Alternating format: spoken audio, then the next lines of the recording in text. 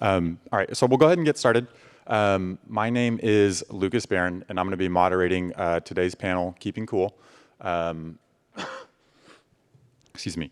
And so I'm a principal analyst at a company by the name of Dell'Oro Group. We are a small market intelligence firm focused on telco infrastructure, enterprise networking, and data center infrastructure. And I lead our data center physical infrastructure research. So that really includes our power and thermal management systems that support a data center's operations. And thermal management is a really exciting area right now to be talking about. You can see a lot of it out there on the show floor out there. And I estimate the thermal management market to be about a $3.5 billion market in 2021. And I'm forecasting that to grow to over a $6 billion market in 2026, which is a 11% compound annual growth rate. And a couple of the exciting trends and drivers of that growth here is two things that I want to talk about. So the first is accelerated computing. And so chip densities are rising. There's an increasing attachment of coprocessors, which is all leading to increasing rack densities. And so you got to keep that cool. And then at the same time, we also have sustainability, just announced as OCP's fifth tenet. And there's a need for us to, of course, operate more efficiently to keep cost downs, and then also, to reduce greenhouse gas emissions as we grow our data center footprint. And one of the exciting technology transitions at the center of both of these trends is the transition from air to liquid cooling.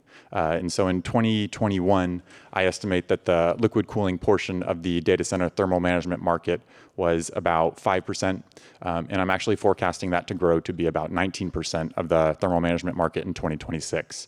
And so some quick math there would indicate that the thermal management market for liquid cooling will be over $1 billion in that time frame. And so with that brief little introduction, we're going to let the rest of the panel introduce themselves here. And Ben, let's start with you. Hi, I'm Ben Coughlin, co-founder of a liquid-cooled high-density co-location facility in Santa Clara called Colovore. We deliver 35 kilowatts of power and cooling to every cabinet on our data center floor. We service Fortune 500s to startups with companies who are deploying a single cabinet up to multiple megawatts of high-density computing infrastructure with us. Thanks.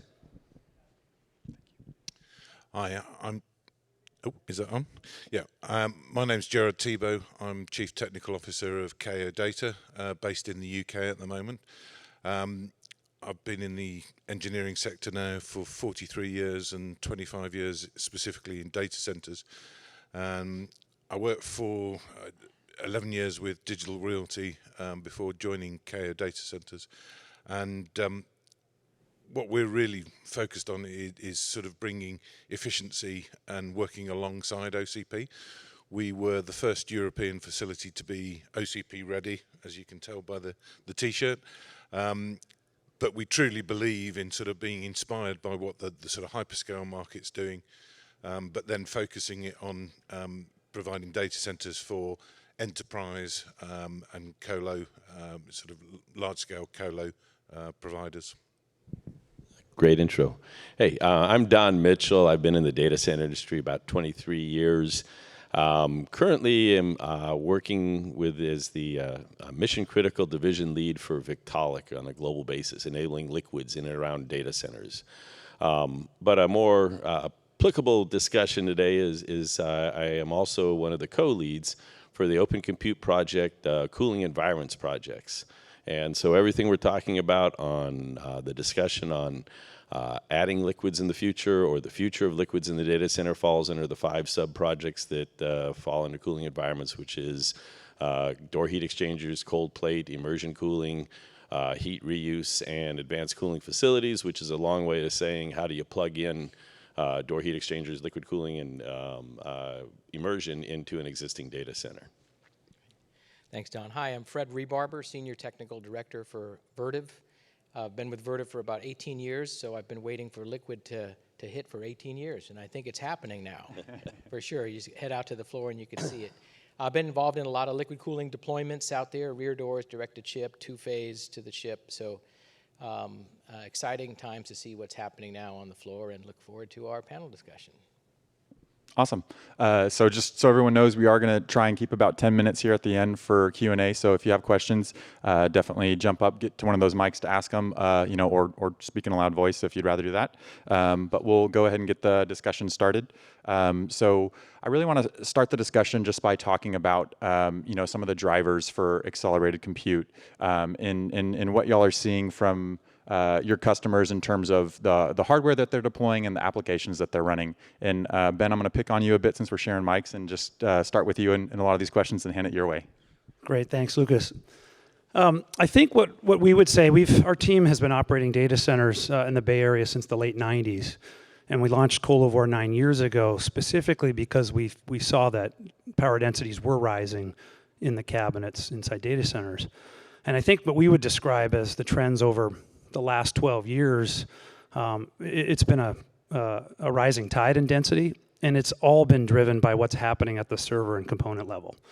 If you kind of rewind 12-ish or so years ago, we had blades and virtualization. So those first trends contributed to platforms shrinking in number, but being more dense per server rack unit. And then certainly in the last few years with the innovations in the AI, machine learning, custom chip for very specific application and data processing component layer, densities have risen through the roof. I would say today, what we see routinely for compute servers is that they are drawing 750 watts to a kilowatt per rack unit. Even storage, which historically has been a very low density application. If you look at today's flash servers, they're drawing 400 to 500 to 600 watts peak per rack unit. So we are continuing to see day in and day out increases, all driven by the component and chip layers. Everything is getting very dense, and it's increasing power and cooling requirements per server rack unit. So I think over in the UK, we actually see a lag in that liquid cooling.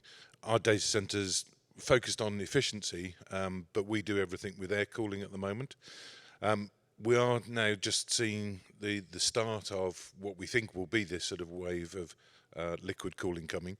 And we've done a couple of designs. What we've tried to do is build a flexible data center infrastructure that we can then adapt, because we've been following what the OCP are doing. So I think as a community, it's great for sort of sharing that information so that we can be prepared for things. We've looked at sort of chassis level liquid cooling with dry coolers. We've looked at cold plate, again with dry coolers. All of these sort of technologies, though, are driving really a hybrid solution. So we're still going to have, say, in a 2 megawatt hall that we've got at the moment, we'll probably still have 2 megawatts worth of air cooling, but we'll probably have 10 megawatts worth of liquid cooling in the same data center, so 12 megawatts in total.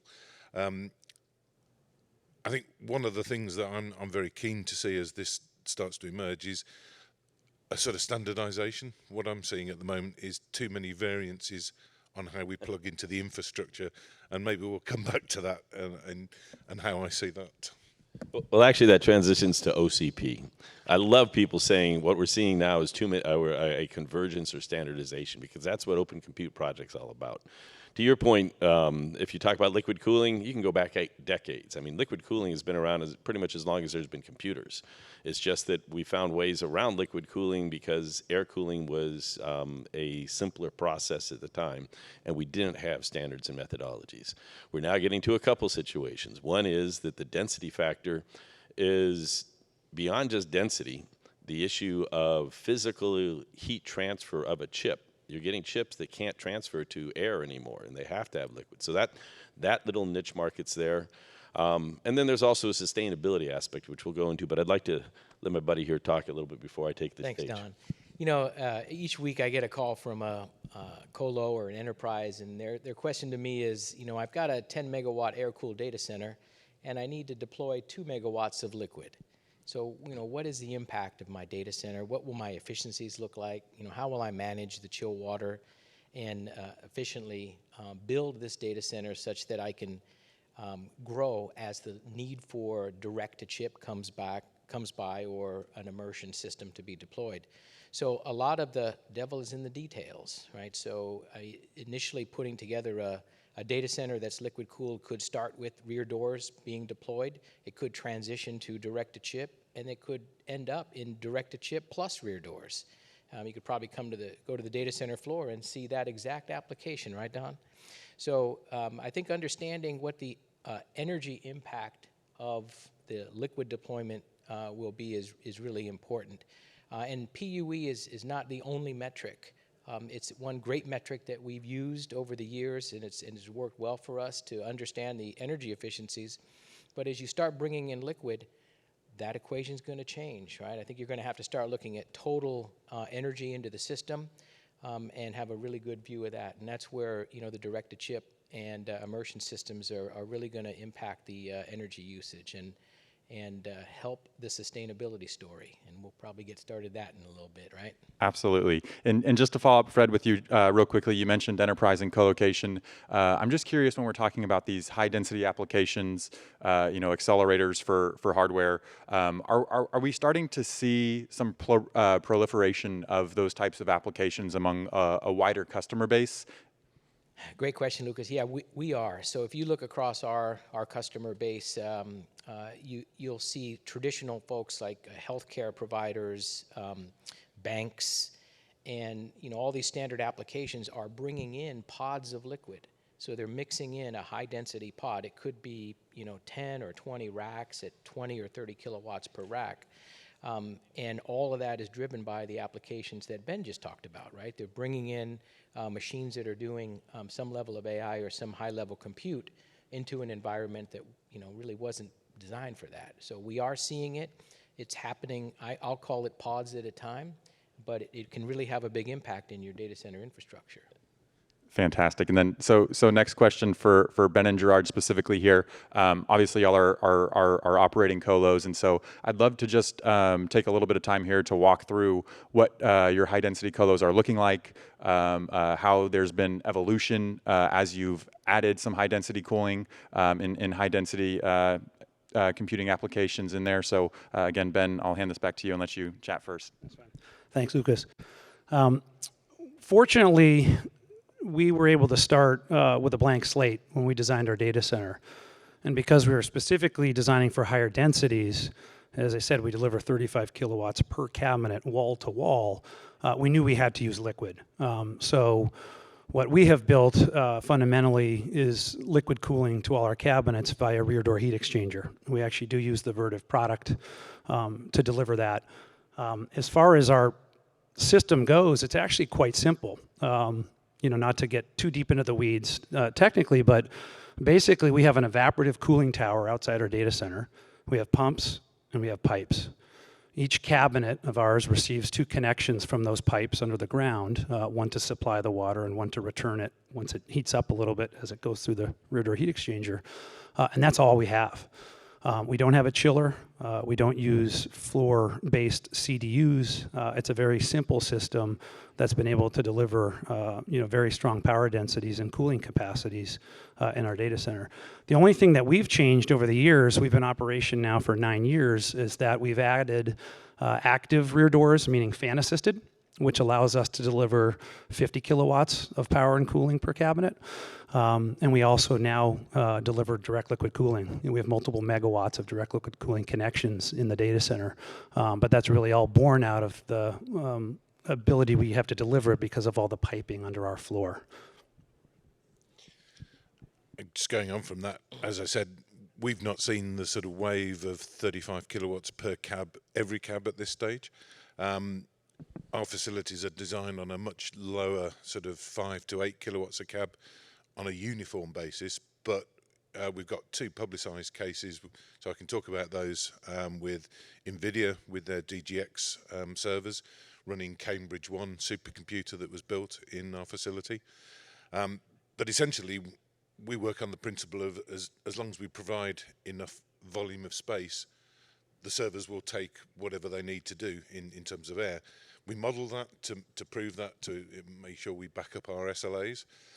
We've got customers that are still doing 35 kilowatts per cab, but probably 1 or 2 in a contained module rather than wall to wall.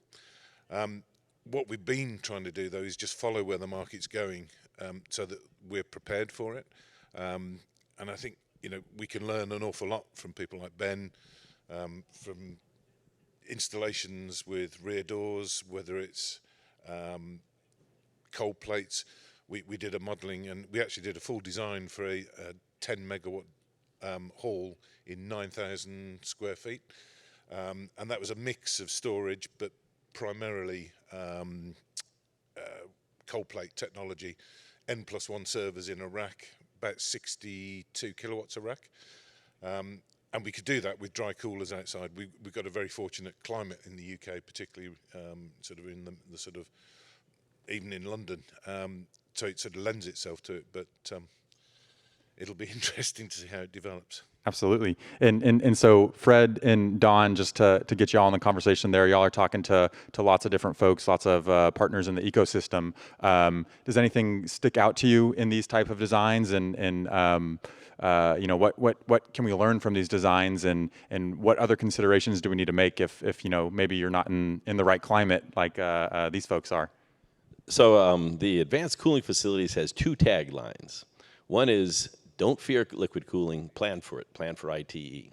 Another tagline is, show me your megawatt. And this kind of ties into what we're talking about here. The pioneers in our industry have already done this, and you wonder if they've been successful, why isn't everybody doing it?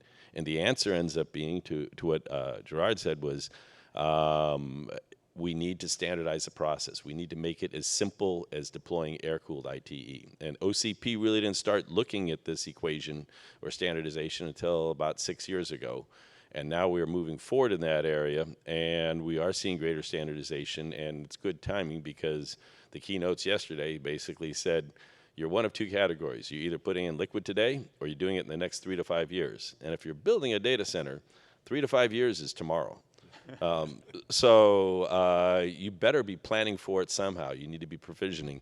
And so that's kind of where I'll hand off to Fred, because I'm sure he can talk a little about some of the stuff he's doing with provisioning. Yeah, I'd first like to say that, when Ben's team first approached us and said, hey, we want to do this high-density data center, and keep in mind, this was 8 years ago, right? And he was talking, 20, 30 kilowatts at that time.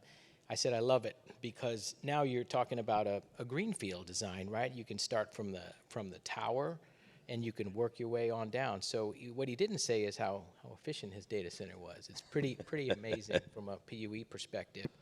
But when you think about it, that's ideal, because now you can plan for, using a tower, through a plate frame heat exchanger down into piping, and really reduce the number of heat exchanges going on in the complete design.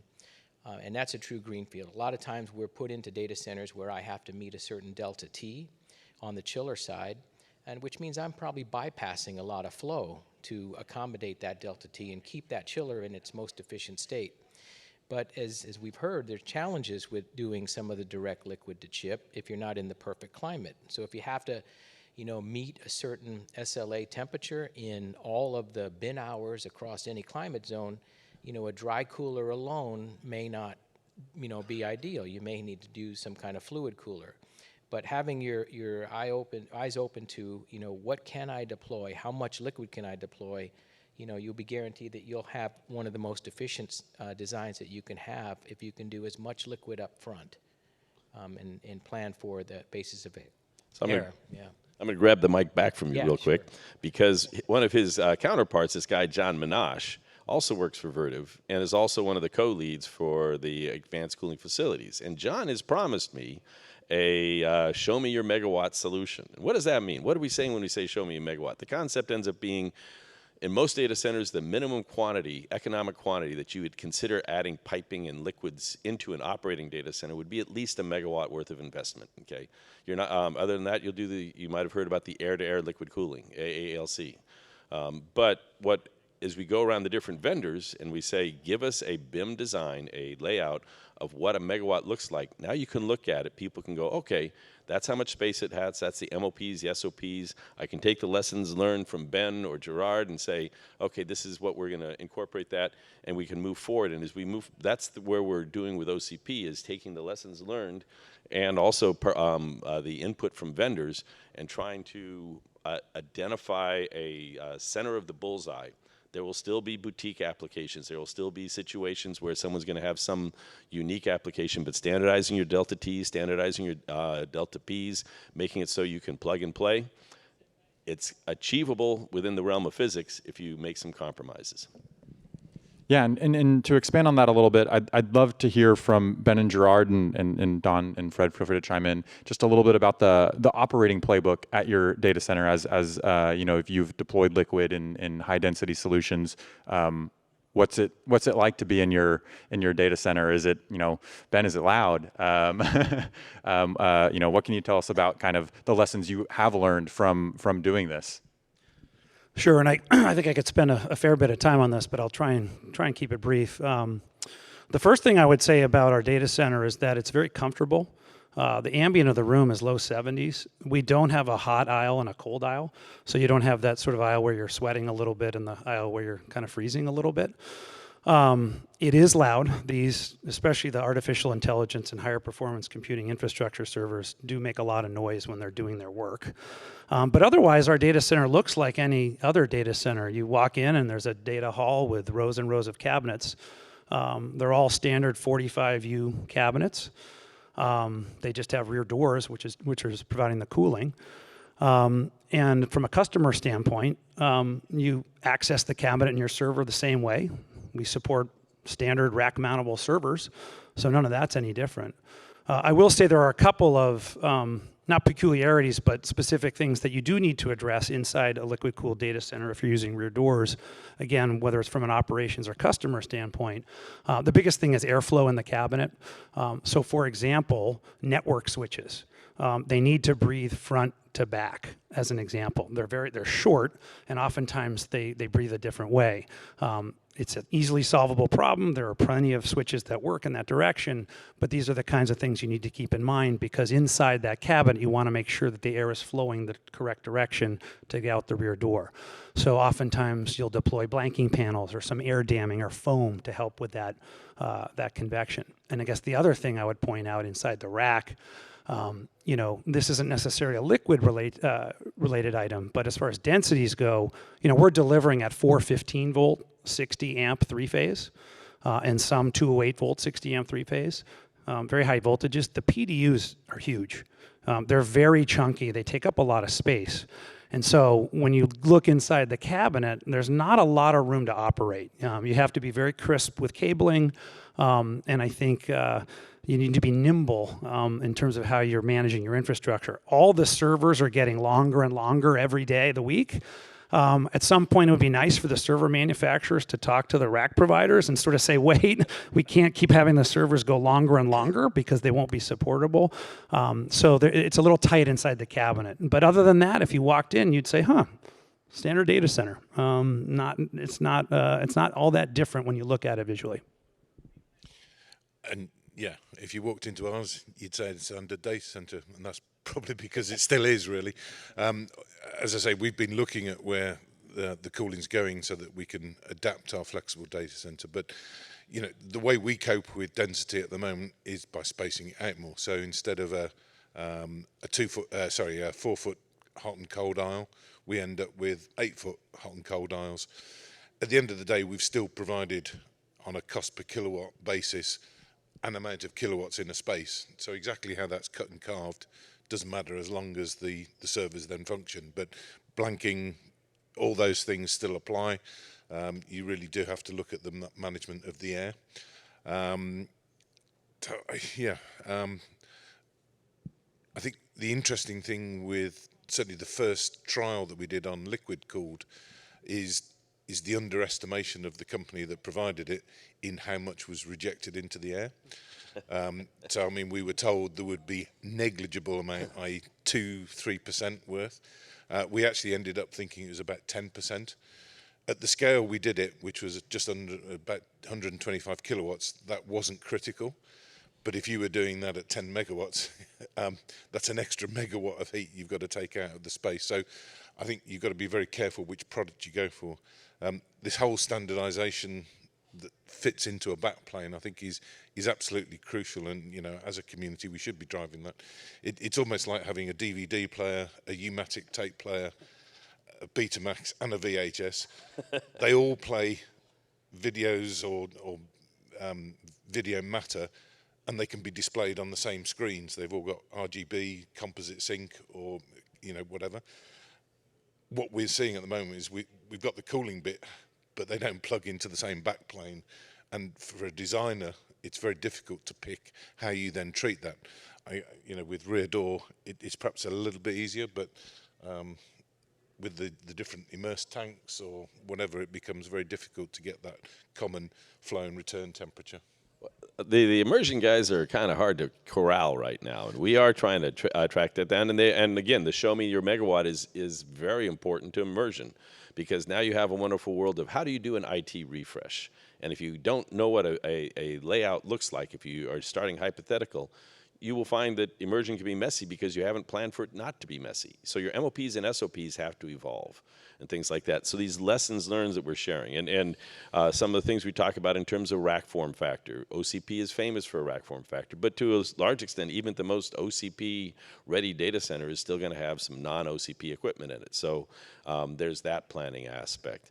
One of the interesting things I really like learning from Ben is we had a fairly lengthy discussion on CDUs, coolant distribution units, and there's a pro and a con on using them.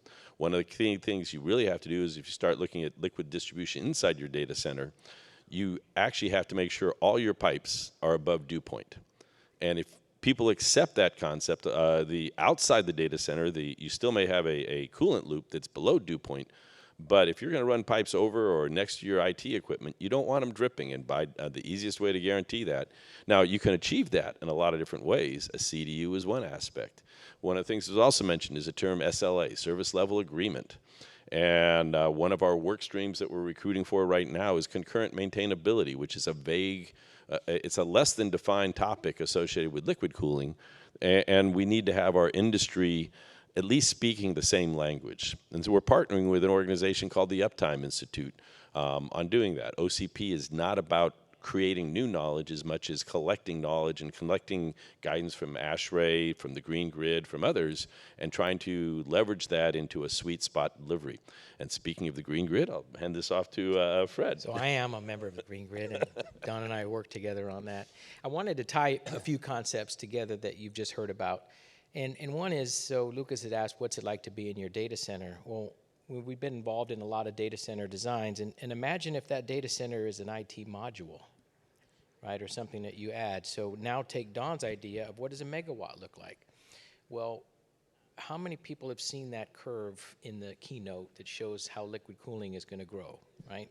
How are we as an industry going to be able to meet that demand? And I would say that a lot of it is going to be standardization, and it could be on a megawatt footprint, for example. You could have a number of CDUs that are a repeatable design, standard cooling portfolio, if you will, and you can expand that. You can either expand that in a data center or in a module, and it could be anywhere in the world. So I would, encourage you to look at, inside your data centers and outside your data centers and not have any limitations there, because your fastest path to deployment of that megawatt of cooling might just be outside your data center. Of course, tied in, but it's a great way to use, that capacity that you might have in place, that chiller capacity, and really put some loads in there that you can benefit from on a high compute efficiency level.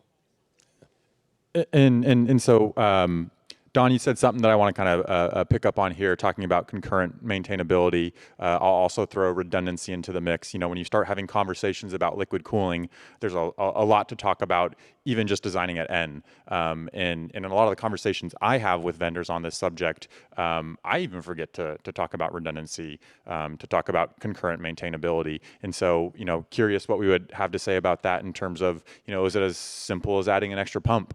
Meta's got a nice little example of a liquid cooling cart out there that they're piloting and trying to see if that's something that works. So curious what we have to say on concurrent maintainability and how you plan for redundancy in a liquid cooled data center.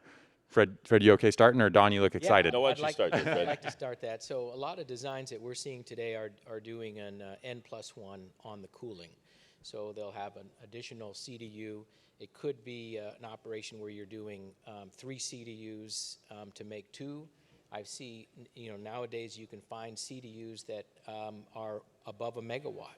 It's conceivable you can do a megawatt with 2 CDUs. There's many redundancy plays there with regard to the CDUs themselves. Many of them have 2 or 3 pumps inside. All of them operate off a pressure control.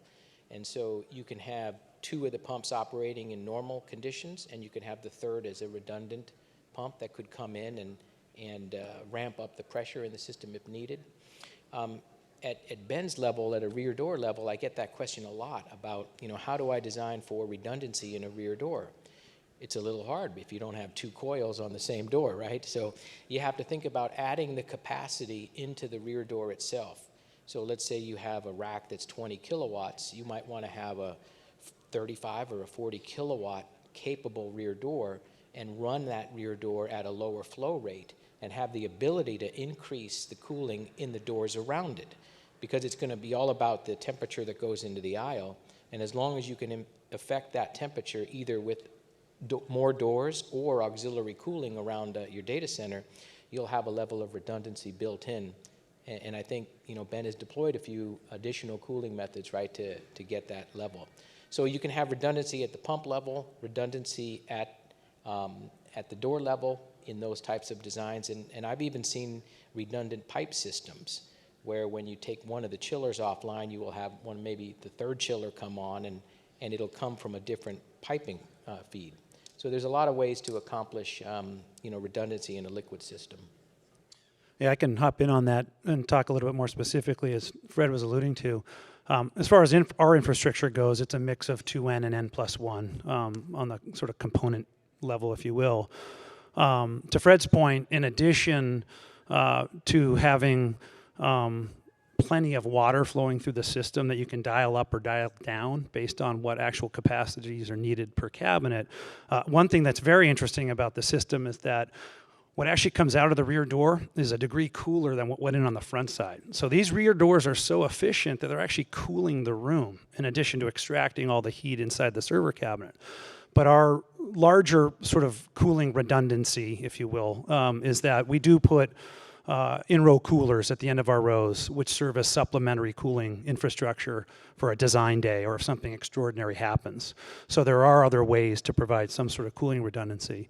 As far as concurrent maintainability, and we could sort of put that in the dictionary and question what it really, really means, because it's debated a lot. Anyway, from our perspective, there are ways to architect a loop with valves and where the distribution of water is coming from to be able to shut down sections of the floor to allow for repairs if needed while the other systems remain live. So it's really a combination of in-row cooling, the capacity of the water, and how you architect the pipes to create some of that flexibility if necessary to deal with some problem spots. Just to add to that, I mean, one of the areas where we have actually had some experience at KO Data with liquid cooling, and that's down at the rack level, where we see immersion or even liquid cooling on cold plate at chassis level. The control of the pressure across the manifolds that are feeding these, so that you get the right flows through each individual set of ports for each chassis. If people unplug them and put them in, you get pressure transitions on the pipework, changes in flow, and that can sometimes affect the amount of cooling that's actually delivered, and start to play around with not only the efficiency but also just the function of the chassis level equipment. So I think the hydronic design has got to be carefully considered, not only just the distribution in terms of extra valves so that you can replace valves and get the flow, but yeah, the pressure, using pressure differential control valves and things like that. So I really like Ben's discussion that this is too complex to cover in just a panel discussion right now. And OCP's goal, what we are looking at, is it's different. Fundamentally, there's some differences when your last mile is a duct with air or a aisle with air, and when your last mile is pipes. And there's some good sides and bad sides of this. One thing is the specific heat of that liquid is so much greater than air that you can actually start, as you go toward immersion, for example, the concept of thermal ride-through may be something, where chips actually, because it's so much more effective to transfer heat to a liquid, you may actually be able to operate at 35 degrees centigrade on a regular basis, but in a certain transient situation, you might be able to go up to 60 degrees centigrade or 150 degrees Fahrenheit with us maybe a slight degradation of performance. Well, the thermal ride-through concept ends up, the concurrent maintainability concept is all around the maintenance, and fault tolerance is a different thing. Fred talks about redundancy, and so where do you put your redundancy? Do you have internal redundancy or external redundancy? Are there components that you would actually double up inside a box, or would you double up outside the box? And all these discussions, what we are trying to do is proactively recruit from the design engineering community a whole lot more participation in these communities. And that's one thing that OCP is evolving to do. We need people that are actually facilities designers with PEs at the end of their names. And we're blessed with a guy like John Gross, who is the other co-lead for advanced cooling facilities. And off the top of his head, he can rattle everything we're talking about very well. So we're going to come up with just general guidance. We're currently putting this work stream together, and it's not going to be prescriptive, but we're partnering with the Uptime Institute, and the Uptime Institute is a prescriptive organization. They're the ones that help you become Tier 3, Tier 1, 2 design. And for those that pursue that, that's going to be the Uptime area's expertise. And guess what? John Gross is also a tier design certified engineer, so he can speak. And he also is very active with ASHRAE. We need people with that broad depth. My only thing I bring to it is I know a lot of people that are smart, so I keep recruiting those kind of people. So it's very helpful. But anyway, I'll hand this back. Yeah, very good. All right, so we got a little more than 5 minutes left here, but at this OCP summit, OCP announced that sustainability was a fifth tenet, and so in fear of getting booed off stage, we're going to talk about sustainability a little bit.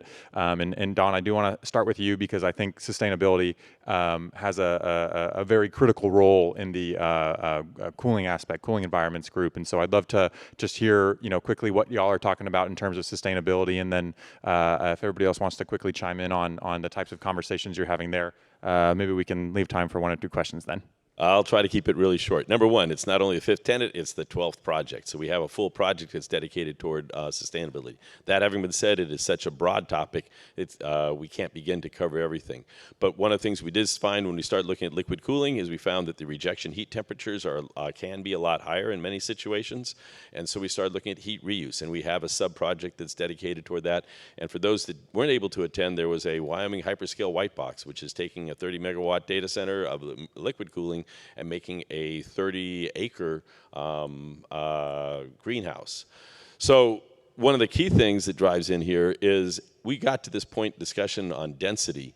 In all honesty, the thing that's going to push us over the top is going to be sustainability. Sustainability is what's going to keep everything we're seeing. It's going to be what keeps liquid data centers the topic and the central point here, not only for any number of reasons, including efficiency, but not only efficiency, but water usage.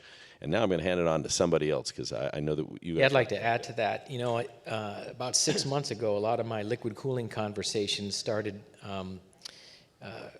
morphing into discussions on sustainability. And the big enterprises, large banks were asking, what can I deploy today to help me reach my sustainability goals in 2030 and 2040? And so a lot of the question was not focused so much on the TCO, but on the carbon content and how fast I can move to more efficient cooling, more efficient power and the power losses and deal with that. So I think people today and now are looking at sustainability as a way to get those technologies into their data centers faster than I think we would have thought maybe a year ago. So it's exciting to have that conversation and to run through that. One of the things with liquid cooling is you always look at the life cycle of that system and the product. How many years will that rack be used? and what is that impact on the carbon use there. So I think there's some really great stories to tell with regard to deploying liquid cooling to help you meet your sustainability goals. Yep. And if I'll just add to that very, very quickly, I think what we've got to do is look at what we measure to determine what that sort of efficiency is. Clearly, there's a lot of differences, as maybe I touched on earlier, about PUE. PUE in water-cooled or liquid-cooled immersion is completely different to a PUE that is in air-cooled. You take away the fans out of the servers if you go for immersion, for instance, and that can make quite a difference to the one of the PUE. You can, in some instances, at top-end rating, be maybe taking out 18 to 20% of your one before you even start. So I think we've got to look at, it's not just total cost of ownership and the renewal and refresh of components. It's looking at the whole thing, and I think trying to define how we measure and compare the different types of cooling in a complete total cost model is going to be quite complex. And I'll just finish with a couple of data points. I think, from an operator's perspective, in terms of sustainability, we're obviously thinking a lot about energy efficiency, and Fred brought it up, PUE, power usage effectiveness. Just to give you an idea of how efficient the liquid system is, at 50% load in our data center, which is pretty low in terms of kind of historical metrics of looking at efficiency of a data center, we're at 1.1 as a PUE goes. And this is a multi-tenant co-location facility, so it's not a custom build for a specific application. It's multi-tenant. It's just extraordinarily efficient how well liquid performs. In addition to that, we think a lot about water usage, and certainly out here in the Bay Area, when we're in drought environments, water is a big topic, and it's going to continue to be a big topic. With closed-loop liquid cooling systems, you fill up the tanks once, and that's it. You don't need net new water supply. So they're extremely water efficient as well. And so I think on both metrics, even in the early days, we're seeing great results and a lot of promise. And I think that, to your point, over the long haul, it's going to become more and more important because sustainability is going to be critical. Fantastic. And so I didn't necessarily keep up my end of the bargain here, leaving us 10 minutes for questions, but we have time maybe for one or two. Anybody have a question they want to ask?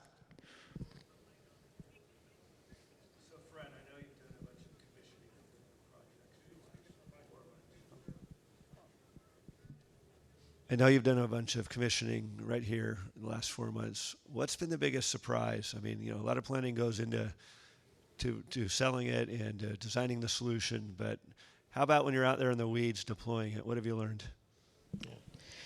I think there's a lot of work we have to do as an industry to get all of our engineers of records, all of our commissioning agents, ready for liquid. I think, what I've learned is you've really got to build a robust test script. Really look at how you're going to operate that data center.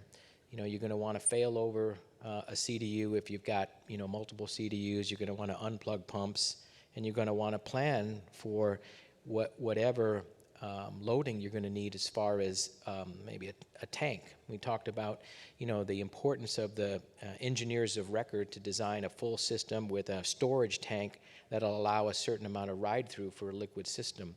So just, understanding the system as a whole and its use cases. One of the things is, if you have an HPC data center, you're anticipating that you're going to be at a high load level most of the time. Well, if you look at a data center application, you could have one server in one rack at a single time. So one of the surprises, Greg, is you've got to look at the low load cases. How will my pressure respond in my system when I only have a single server plugged into this, large liquid system? So making sure you have all the controls in the system to be able to handle that you're monitoring the flows at different points in the system, and that your engineered pump system is able to respond to those kinds of conditions. But the experience is that after 3 meetings a week in every commissioning meeting that goes on for about 2 or 3 months, it takes that kind of effort to make sure that you've tested it. The other thing is, when you're deploying a liquid cooling system, you may or may not have the load available to you, right? You may be looking at a TTV that you might be commissioning, and then the question becomes, okay, do I deploy a liquid load bank to accomplish that? And what are the risks that come with a liquid load bank? How do I ensure there's no contamination in the system? So there's a lot of water quality tests that go along the way, fluid quality tests, and pressure tests that you have to do to prepare for those commissioning events. But it can be done, and we've had a number of successful commissioning events of liquid cooling systems over the last couple of years. If I can add just one more thing, and I know Lucas is going to have to wrap up. We talk a lot about liquid cooling and its ability to cool much higher power densities. It's still very effective for delivering 5 or 7 or 8 kilowatts per cabinet. At the end of the day, it's a flow rate and a water temperature question, and it can be customized, based on what loads you need. So one of the really, I think, efficient things about the system is that it can support lower densities and higher densities, but you don't need to change the infrastructure. So it provides for a lot of built-in scalability and flexibility. I think oftentimes people think, my gosh, this is going to be so expensive to build, and if I don't have a whole bunch of artificial intelligence computers, it doesn't make any sense. It's actually not true. It's a very cost-efficient building from an operations and capital standpoint, and it provides tremendous flexibility and scalability. So I think, we don't want to pigeonhole liquid into only for the highest densities, because it's quite applicable at sort of more mainstream densities as well. So one thing to throw in real quick, the second time you do anything, it's more successful and cheaper, which is what OCP is all about, taking our lessons learned. And the other thing to think about really quick is with air-cooled ITE, density is the challenge. With liquid-cooled ITE, density is the home court.